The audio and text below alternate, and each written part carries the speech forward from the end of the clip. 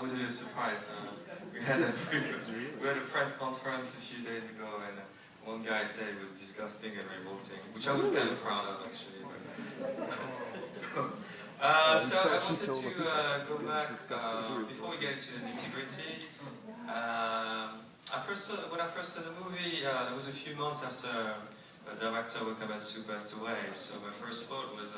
wow, that looks really a whole lot like the Fuji Wakamatsu movie. In my books, I think in a lot of people's books, that's a compliment. So, and then I found out when we talked earlier that you actually were close to him, so I want to ask you about your relationship with him, personally and professionally, in the first place, and then we'll get into other things.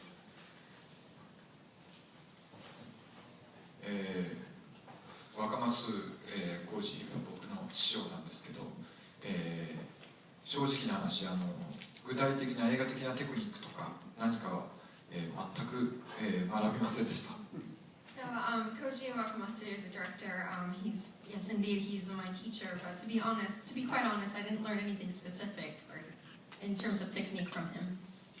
若松さんはずっと自分のお金で自分の好きな映画を撮ってて、撮影中もやっぱりずっとお金のことを気にしてて、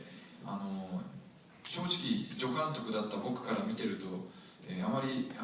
お金のことを気にしすぎて映画的表現を深めていないというそういう印象をずっと持ってました。So what I can tell you about Director Wakamatsu that he always made his own film and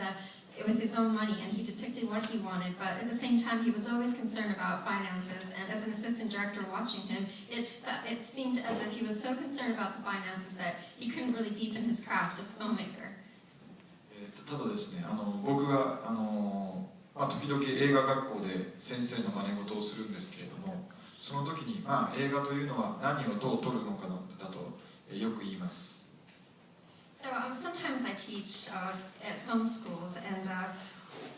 one of the questions that we encounter as a student of film is that what do you depict and how? 学校で教えられるのはどうだけれど、実は大切なのは何をなんだよ。その教えられない何をが大切なんだよと、言うんですけれども、その若松さんからは今言ったようにどうということは全く学ばなかったんですけれども、学べなかったんですけれど、その大切な方の何をというのを、何か、学んだような気がします。I think film schools can teach you how to depict something, but the more important question is what to depict. And I think from Director Wakamatsu, that's precisely what I learned, the what, the more important question of what to depict. 日本でこういう映画ってほとんどこういう映画があるという存在も知られないままひっそりと公開されひっそりと、終わっていくんですけれども、この映画も例に漏れず多分全くの赤字で成績は回収できお金は回収できません。若松さんはしかしこういうのと同じ映画を作りながらちゃんとお金を回収して、自分で次の映画を作ってました。だからなんか今こそもう一回話したいなとなんかそういう気がしてます。So in Japan, after this film premiered, not a lot of people even knew of the existence of this film, and it's true that this film will most likely run its course quietly without a lot of people knowing about it, and it was far from a financial success, of course, but Director Wakamatsu, on the other hand, he was able to make what he wanted to make and still turn a profit, so in that sense, I really want to talk to him now more than ever. Could I ask you a couple more questions before turning to the audience? But that's your first feature, so we'll ask you why, it's a very banal question, but why did you choose such a hot topic or controversial topic to start with as your first feature? ですね、今日本映画って、大手映画会社とテレビ局が作る映画ではですね、ほとんど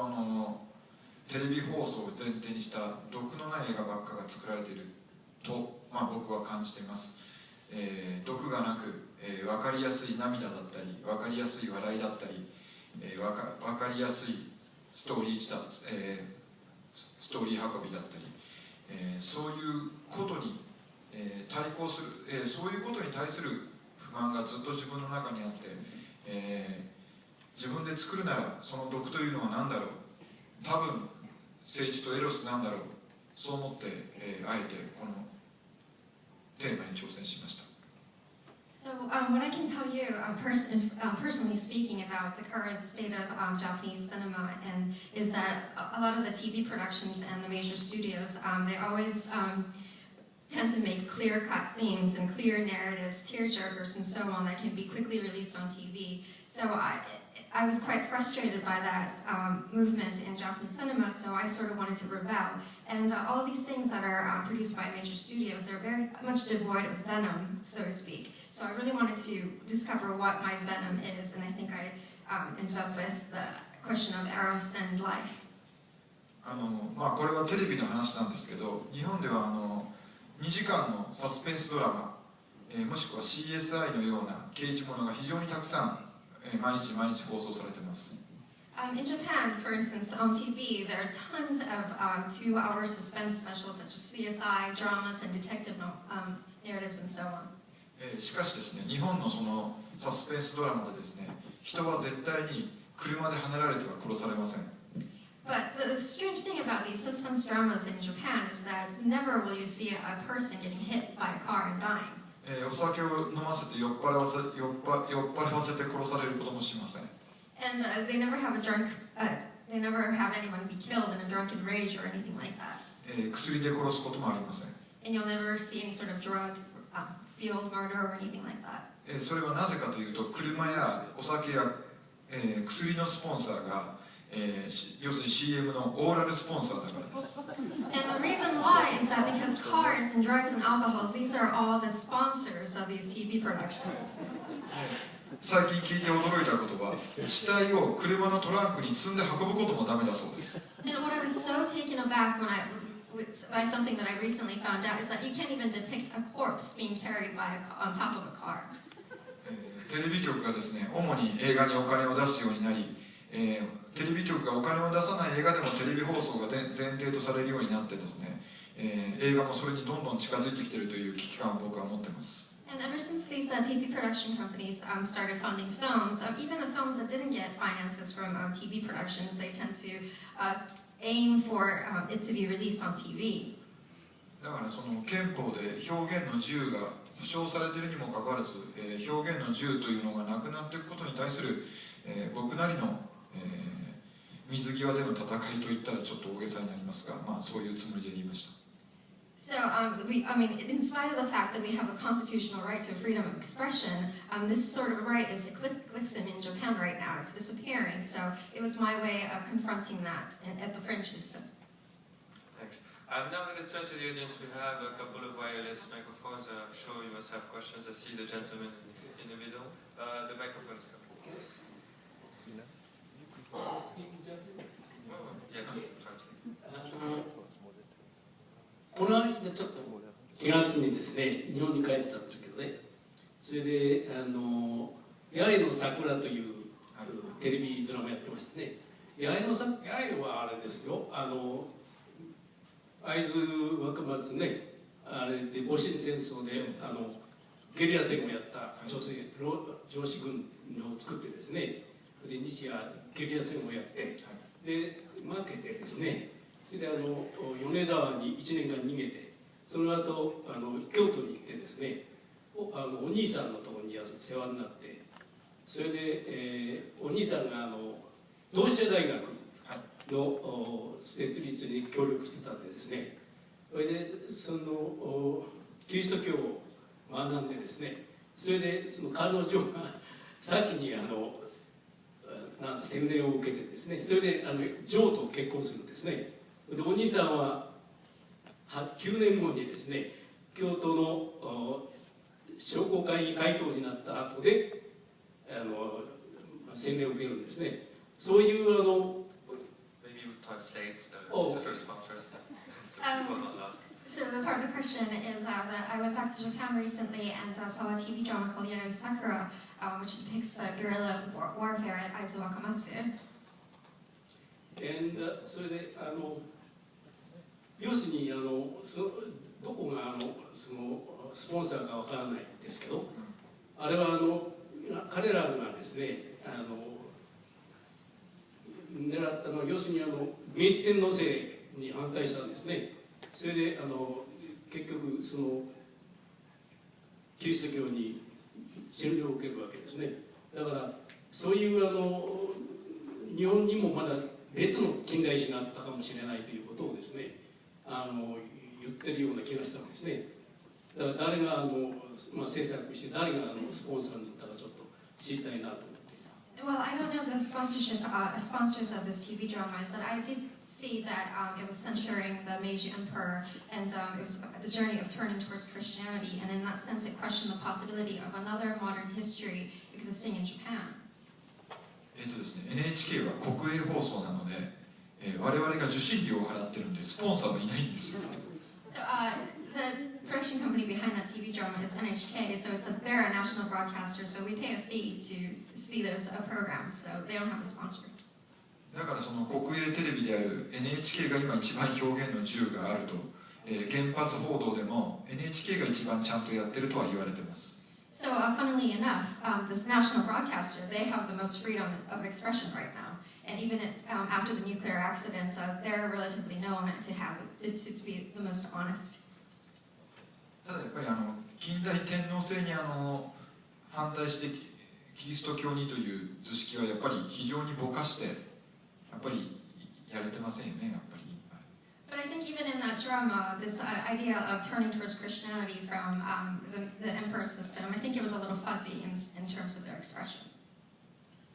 30年前ぐらいはですね、日本の例えば天皇に戦争責任があったんじゃないか、僕はあると思いますけど、そういう問題だったり、今はですね自虐史観と言われて、日本の政治家たちが、侵略ではなかったと言っている、アジアで行った数々の行為について、数々のひどい行為について、普通に映画では描かれてたはずなんですけど、ここ最近多分自主規制という名の、規制によって、全く日本映画からなくなってしまいました。Even 30 years ago, I believe that there were a lot of questions surrounding the emperor's war responsibility. But these days, I think it's those sort of thinking, that sort of historical viewpoint is seen as masochistic. So that sort of horrific incidents that occurred in Asia and things of that nature are objects of self-censure. だからちょっとさっきの覚悟という話に戻るとですね、覚悟というよりは一応物を表現する人間として当たり前のことを戦争を描くならこういうことになるという当たり前のことを当たり前に描いただけだと、なんかやっぱりそれが覚悟だったりって見えてしまう今の日本がちょっと危ないんじゃないかなという気は若干しております。So to go back to the past question about whether or not I was ready as a first-time director to depict this sort of subject, is that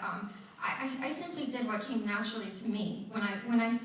encountered this question of portraying war, I was merely doing something that came very naturally. And the fact that this effort is considered controversial in Japan, that in itself is a problem.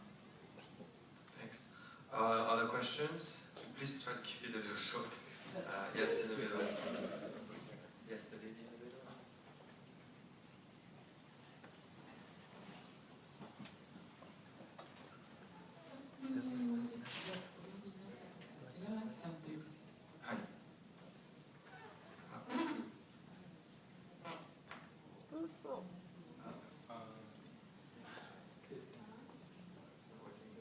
Another mic is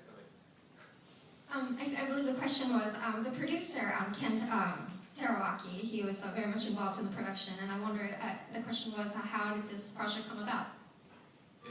寺脇健という人はですね、文部科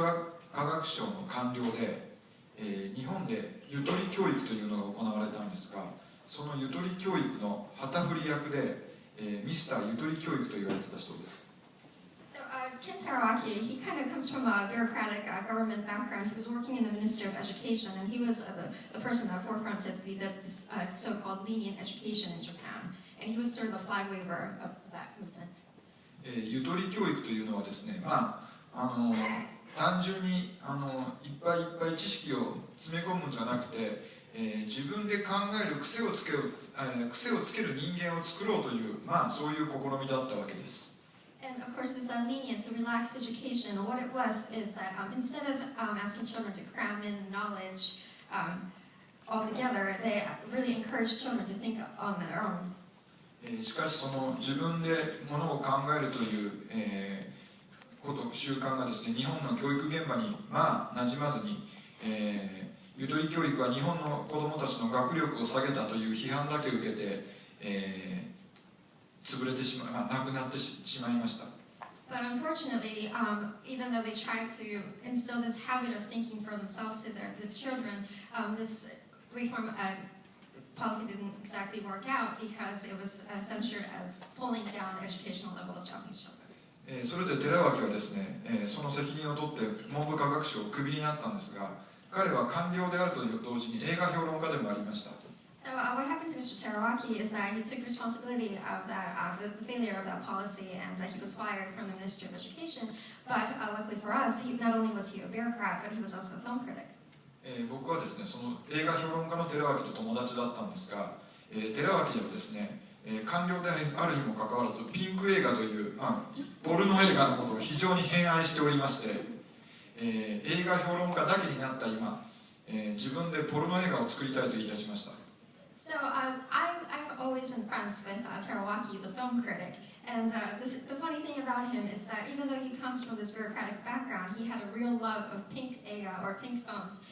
films in Japan that has adult contents and so on, and he had this vision of wanting to make a pink film of his own. ピンク映画というのは350万円ぐらいの制作費で1時間、10分に1回、エッチなシーン、セックスシーンがあればですね、何をやってもいいという得意なジャンルなんです。So the pink eiga, the pink film is a rather interesting genre in that if you have, say, a 3.5 million yen production budget, and if you have a sex scene every 10 minutes, you can essentially do anything you want. そこで寺脇は、自分が作る以上、人とは変わったもの、戦時下の、日本を描いた史上最低予算の戦争映画を作りたいと言い出しました。So what Terawaki said was that, okay, if I'm going to helm this project, I want to do something that's never been done before, that's entirely different. And he said I wanted to make a wartime film, war film with the lowest budget ever. そこで寺脇が言ったのは、アメリカではベトナム戦争や湾岸戦争やイラク戦争などの帰還兵が、PTSD、心に傷を負って日常生活にうまく溶け込めないという映画がたくさんある。太平洋戦争の頃はそういう PTSD という言葉はなかったけれども、太平洋戦争の前に、10年続いていた日中戦争で心に傷を負った中国大陸でたくさんの人を殺し、たくさんの女の人を犯した、そういう男が例えば、日本に帰ってきてその日常の中でどうしてただろうか、そういうことを描きたいと言いました。And finally, he said he questioned why in America, for instance, there are a lot of films about the Gulf War, the Iraq War, and so on, about soldiers suffering from PTSD. But and of course, the word PTSD did not exist during the Pacific War. But he really wondered, well, perhaps there was a soldier during, perhaps in the aftermath of the Sino-Japanese War, that was suffering from PTSD, and whatever happened to him when he came back to Japan. そうすればですね、例えば普通の八百屋のおじさんがさっき言ったように中国大陸で人を殺して女の人を起こして帰ってきて奥さんとどうするか、4畳半一までできるじゃないかという、それがこの企画の発端です。And so the inspiration of this film was essentially what Komatsu is saying. So say that if there was a grocer that went to China to fight, and he raped and killed and pillaged in China and then returned to Japan, you can make a whole film, a whole narrative out of that.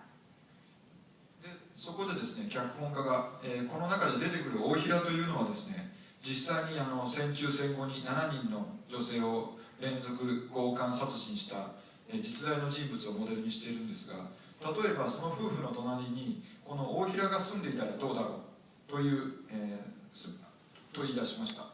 And Wakamatsu also said that, of course, his character Ohira in the film is based on an actual serial rapist and murderer in post-war Japan. And he wondered, what if this Ohira character was living alongside just one of the neighbors of this couple?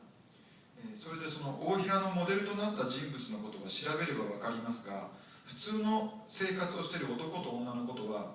その当時のメンタリティーがなかなか分かりません。And one of the struggles that I had was that it was very difficult to understand the mentality of regular, everyday man and woman living in that time. そこで僕がそのメンタリティを知るために当時の戦争文学を読んでいくうちにこの坂口安吾の原作と出会いました。So in order for me to reach that mentality, I read quite a lot of war literature, and in that research, I happened upon Sakaguchi's work. ですからその女と野村は坂口安吾ですが、大平は脚本家のオリジナル、実際の小平義雄という事件をモデルにしているということです。So the couple is based on Sakaguchi's work, but this character Ohira is the product of the screenwriter's inspiration. まあそれがこの映画が寺脇が発想したあれなんですけど、まあ寺脇が言ったのはですね、見たい映画がないから自分たちのお金で、自分たちの見たい映画を作ろうと、いうことです。So essentially what Terawaki suggested was that there were no films that we wanted to see out there in the theaters, so why not use our own money and make one for ourselves? Thank you. Maybe one, yes, the gentleman in the middle, if you can reach him with a microphone, that works. Does it work now? I think. Okay, great. Right here. Over there in the middle, yes. Okay, thank you. You said that there's a good chance this film may just kind of come and go in Japan quietly, but I'm curious what the controversy so far has been, if there's been any response from the right-wing groups in Japan, or if any politicians have said anything about it. Thank you.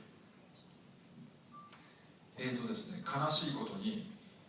右翼の人たちにまで多分届いてないと思うんです。Sadly enough, the truth is, I don't think this film reached all the way to the right-wingers. だから僕は右翼の街宣車が来て、妨害してくれて話題になることを望んだんですが、残念ながらそれはありませんでした。I was actually hoping for one of the representatives of the extreme right to come to the theater and sort of make the controversy so that it would be a little more newsy.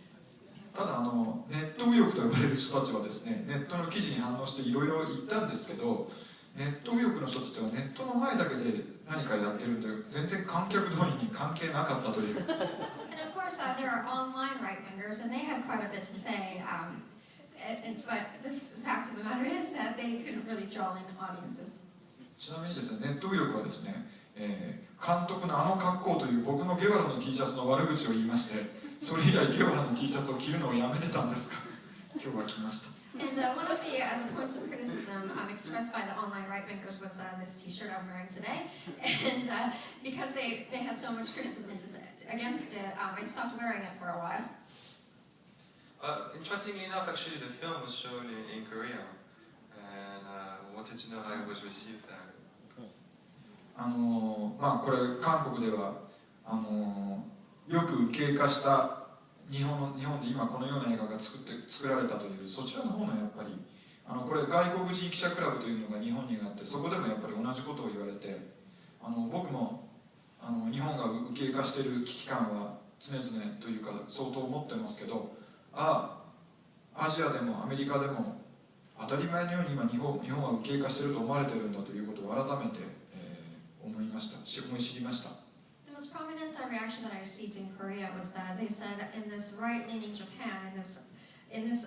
time when Japan is progressively leaning towards the right, it's amazing that you were able to make this film. And I got the same sort of reaction when I showed the film at the Foreign Press Club in Tokyo. So it really made me realize that the perception of Japan right now, even in Asia and the States, is that we are progressively leaning towards the right. だから韓国でなんかそういうことがあるんで、よく頑張って作ったみたいなことがあるんで、まあ、映画の評価は多少下駄を履か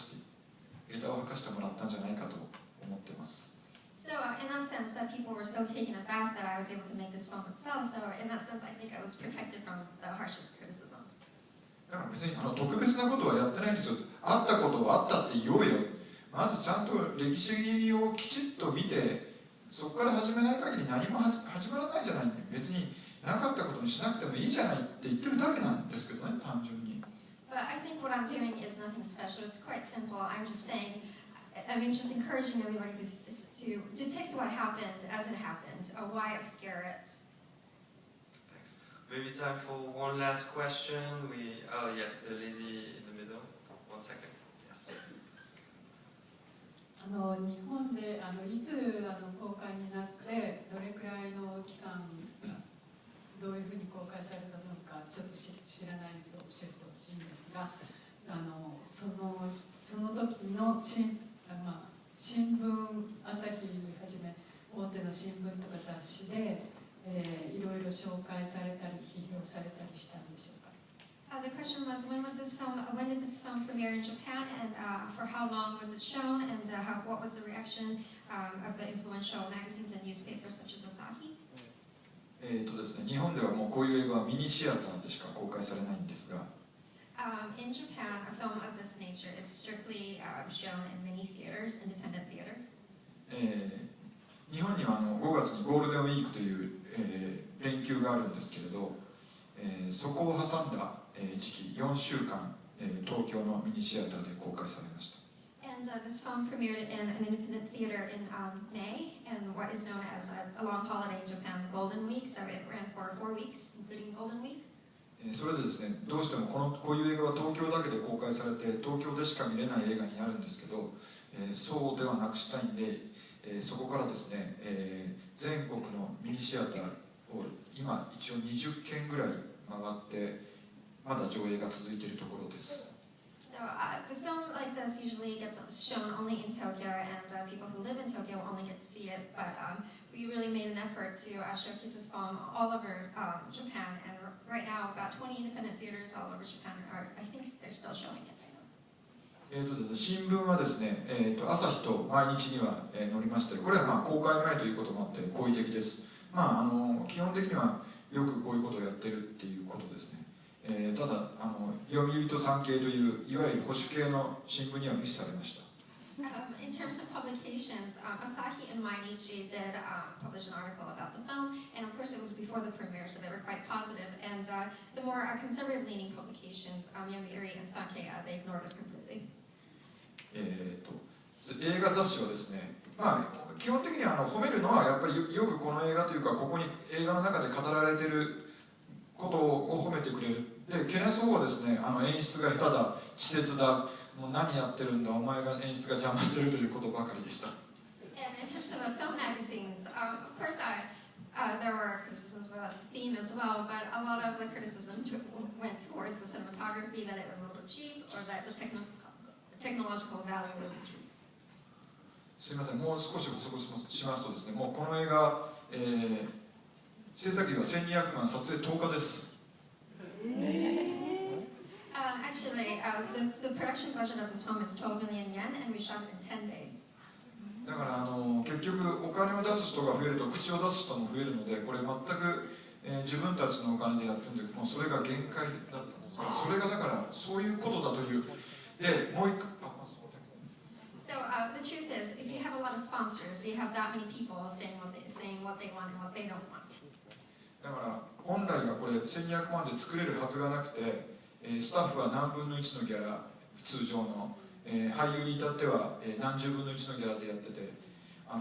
今デジタルでですね、もう日本映画は価格破壊が起こっておりまして、インディーズの映画はほとんどこれでもかという安いお金で作ってます。こういうことでは人が育たない、ので自分たちの首を絞めていることが重々分かっているので、こういう映画ぜひ応援してください。So of course, this budget is quite unbelievable, and all the staff, all the crew, and the actors took a huge pay cut to make this film. And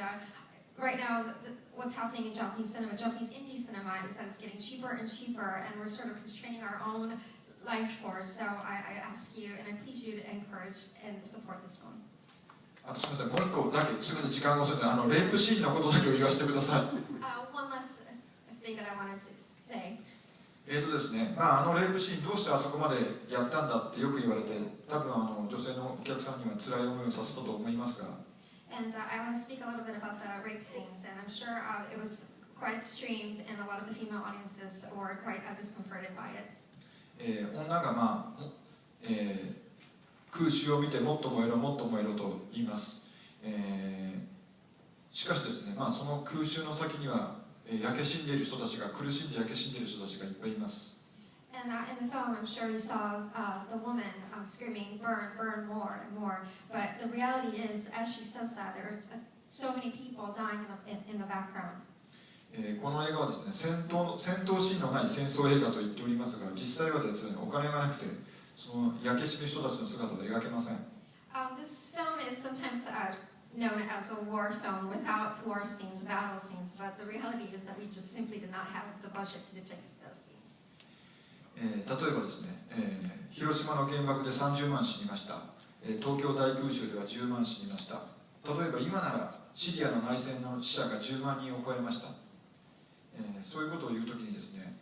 僕は想像力を商売にしているのですけど、やっぱり、68年前の戦争だったりアラブの地での死者だったりすると、それを具体的な数での人たちの集まりではなく、ついついそうやって数で捉えてしまうことがままあります。And of course, when we think back to Hiroshima and the Tokyo air raids, we know the number of victims. In present times in Syria, 100,000 people have perished. And in that sense, the war happened 68 years ago, but our tendency is to think in terms of numbers and statistics. だけどその人たちにも同じように親がいて子供がいて好きな人がいて、我々と同じように笑ったり泣いたり怒ったり苦しんだりして、そういう日常がブツッと断ち切られる、その一人一人の生が断ち切られるのが戦争だと思っています。And of course, but behind those numbers, there are people just like us who had parents, who had lovers, who laughed and suffered just like us, and those lives were cut short. That's the reality of war. この映画でレイプされて殺される子たちは戦争の一次被害者ではありませんが、戦争で壊れてしまった大平によって殺される戦争の二次被害者です。So these women that were raped in the film, they were not the victims at the front line of wars. Instead, they became the victim of Ohira, so they're sort of the secondary victims of war. そういう子たちが、強姦され、首を絞められて殺されるということはこんなにも無慈悲で無ごたらしくて無残だということをきっちり描くことこそが映画としての僕の最低限の礼儀だと映画としての最低限の礼儀だと思いました。And for me, to depict these women who were raped and choked to death, these were atrocities and barbaric nature. And in order for me, I considered it a term of, in terms of manners and a moral right to depict these scenes as truthfully and as specifically as possible. それで多分皆さんにはご不快な思いをさせましたが、多分これはレイプシーンが、不快なのではなく、レイプということ、人を殺すということ、そういうことを必然的に生み出す戦争というものが不快だということだと解釈していただければと思います。And of course, I'm sure a lot of people were taken aback and felt very unpleasantly about these rape scenes. But let's consider for a moment that it's not rape scenes themselves that are unpleasant. It's rape itself, it's killing itself, and it's war itself that are unpleasant. 自己弁護みたいなことを言ってすみません。I'm sorry if I sound like I'm defending myself. I want to thank you for this great movie, and I think with these words we're going to